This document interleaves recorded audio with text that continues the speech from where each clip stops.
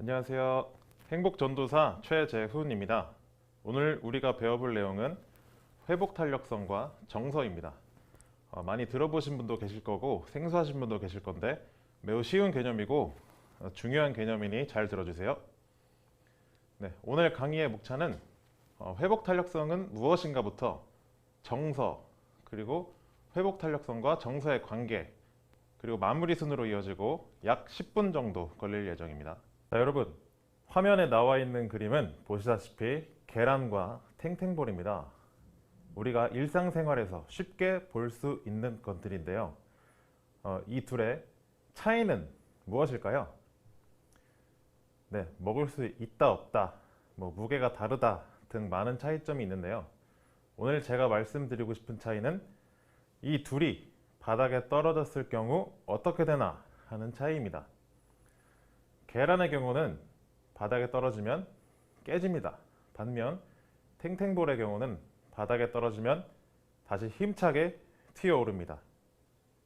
이것은 사람의 경우도 마찬가지입니다. 누군가는 고난과 역경이 왔을 때 사진 속 사람처럼 웃으며 탱탱볼처럼 튀어오르지만 누군가는 고난과 역경이 왔을 때 계란처럼 깨져버리고 좌절합니다. 이것의 차이를 학자들은 회복탄력성으로 보았습니다.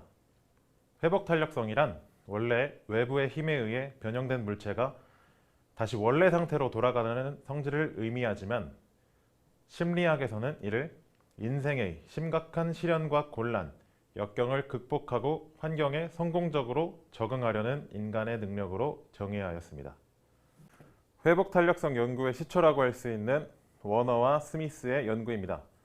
연구자는 하와이의 카와이 섬 빈민초에 있는 아이 201명을 대상으로 무려 40년간 연구를 실시하였습니다. 201명의 아이들은 자녀 교육에 관심을 갖는 부모가 없었고 심지어는 식사도 제대로 못하거나 범죄에 노출되기까지 하는 등 매우 열악한 환경에 처해 있었습니다. 하지만 이들 중 35%인 72명은 미 본토의 대학생이 되기도 하였고 학생회장이 되기도 하였으며 나중에 나아가서는 교수, 정부 요인, 기업인 등 미국 사회에 큰 기여를 하는 인재가 되었습니다. 이들의 환경은 고난과 역경이 대부분이었지만 그를 극복해내고 꽤 성공적인 인생을 일궈낸 것입니다. 연구자는 그 원인을 회복탄력성으로 보았습니다. 그러면서 회복탄력성의 정의를 다음과 같이 위험 상황이나 심각한 역경과 충격적인 경험을 하였음에도 불구하고 잘 적응하면서 건강하게 발달하는 성장의 힘이며 불행이나 충격으로부터 급속히 회복하여 성공적으로 적응하는 수준이라고 내렸습니다. 이 이후의 연구에서도 회복탄력성은 비슷한 맥락으로서의 정의가 내려졌습니다. 곤란에 직면했을 때 이를 극복하고 환경에 적응하여 정신적으로 성장하는 능력, 역경을 성장의 경험으로 전환하고 더 나아가는 능력 등이 회복탄력성의 정의가 되겠습니다. 워너와 스미스는 연구를 통해 회복탄력성의 구성요소를 밝혔습니다. 회복탄력성을 결정하는 하위 요소는 자기조절 능력, 대인관계 능력, 긍정성이며 이들 하위 요소는 화면에 나타난 각각의 하위 요소를 가지게 됩니다. 즉, 아래의 하위 요소들이 사람의 회복탄력성을 결정하는 것입니다. 저는 이들 하위 요소들을 통해 정서라는 개념이 떠올랐습니다. 정서란 무엇일까요? 다들 정서라는 단어에 대해 많이 들어보셨을 겁니다. 여러분들이 좋아하는 네이버 국어사전에 따르면 정서란 사람의 마음에 일어나는 여러 가지 감정 또는 감정을 불러일으키는 기분이나 분위기입니다.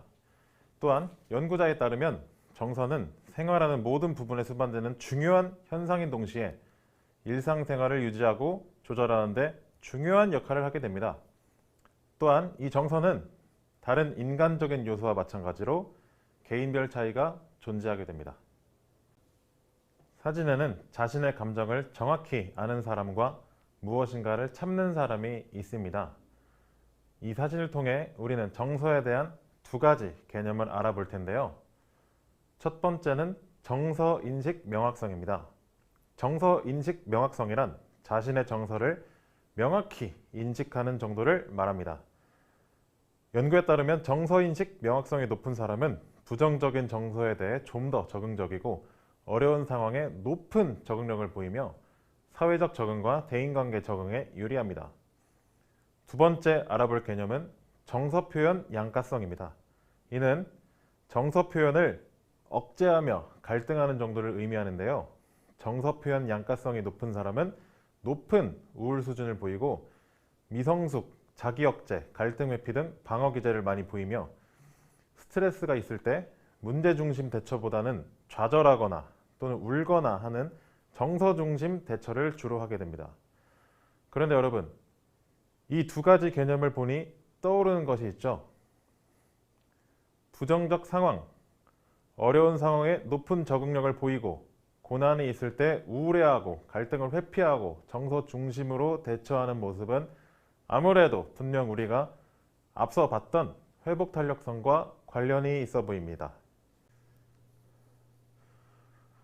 회복 탄력성이 시련과 곤란, 역경을 극복하고 이에 성공적으로 적응하려는 인간의 능력이라면 정서인식 명확성과 정서표현 양가성은 회복 탄력성에 선행하는 요인이 될 수도 있을 것 같습니다.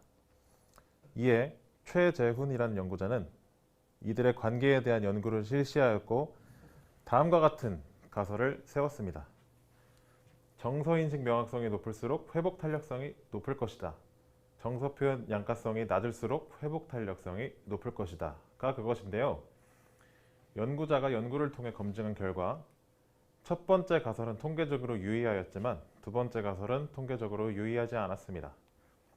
통계적으로 유의하지 않았던 가설 역시 개념만 살펴보면 분명 유의미한 관계가 있을 것으로 생각되지만 연구의 한계로 유의미한 관계를 밝히지 못한 것 같습니다. 여러분 중 관심 있으신 분은 이 둘의 유의한 관계를 밝혀보는 것도 좋을 것 같습니다. 여러분, 실패는 성공의 어머니라고들 하죠. 요즘 일부 부모님들 중에는 자녀가 실패를 했을 때 실패 축하 파티를 해주시는 분도 계시다고 합니다. 실패를 통해 고난과 역경을 극복할 자양분을 얻었기 때문이죠. 하지만 회복 탄력성이 없다면 실패를 극복할 수 있는 힘이 없어 실패에 좌절하게 될 것입니다. 실패를 성공의 어머니로 삼기 위해서는 회복 탄력성이 필수적이라고 할 수 있겠습니다. 앞서 소개드린 카오아이섬 빈민촌의 72명의 아이들, 이들의 성공 배경은 든든한 백도, 천재적인 머리도, 타고난 재능도 아니었습니다. 가장 열악한 환경에 처해져 있던 이들은 높은 회복 탄력성으로 오히려 그 환경을 성공을 위한 자양분으로 삼았습니다.